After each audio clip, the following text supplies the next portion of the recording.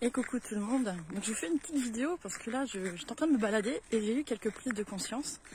Alors prise de conscience c'est chouette, après un pas après l'autre, je sais pas, est-ce que c'est déjà intégré ou pas, en tout cas je vais laisser couler la vie dans ce sens.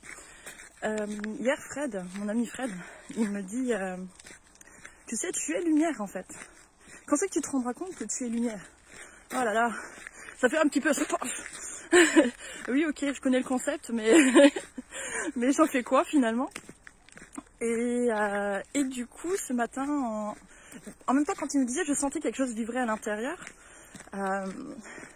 Et puis je repensais à ce que François Lemay disait, que pour devenir quelque chose, pour développer quelque chose, il y a la loi déjà de la répétition, le fait de répéter, répéter, répéter. Mais répéter quoi? Répéter finalement la vibration. La vibration qui est liée à ce que l'on veut dans la vie. Et par le passé, j'ai fait pas mal de méditation quand j'allais bien, sur l'amour, sur la bienveillance. Et donc c'est quelque chose que je peux ressentir à l'intérieur. Après, en même temps, on a nos phases de lumière et nos phases d'ombre.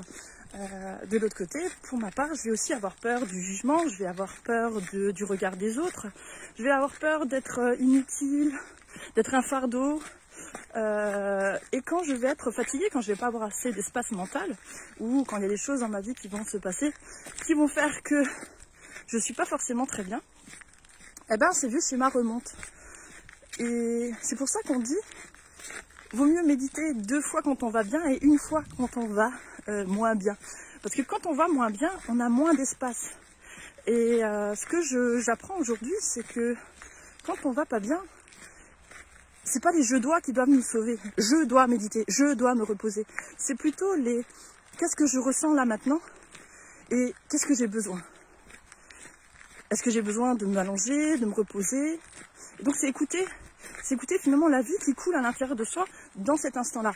Et quand on va bien, alors là oui, je vous invite à cultiver ce que vous avez envie de vivre et de vibrer dans votre vie, parce que ça sera beaucoup plus facile après, lors des phases de contraction, de pouvoir le faire.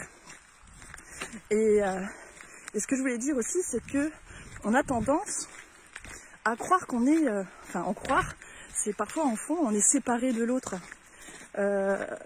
C'est ce sentiment où on peut être abandonné, où on se sent rejeté.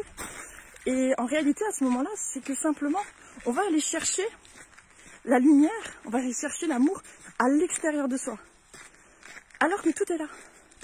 Tout est là et c'est à nous, en fait, de nous reconnecter à ce que l'on veut vibrer. Alors, j'espère que c'est clair pour vous. Et donc, pour avoir cette facilité de vibrer ce qu'on veut vibrer, je reviens sur le concept de travailler tous les jours un petit peu. C'est bien beau de se mettre une intention. Ça, on peut faire le matin, par exemple. On peut se poser une intention. Aujourd'hui, je décide de me sentir en paix et de prendre du recul sur mes pensées. Mais si je le dis de manière à... Ouais, bon, aujourd'hui... Est-ce que vous pensez vraiment que cette vibration va vous aider dans la journée à ressentir ce que vous voulez sentir? Alors, ce qui peut être intéressant de faire, c'est le matin, c'est qu'est-ce que j'ai envie de vibrer aujourd'hui? Est-ce que j'ai envie de vibrer la paix? Est-ce que j'ai envie de vibrer la joie? Est-ce que j'ai envie de vibrer l'amour?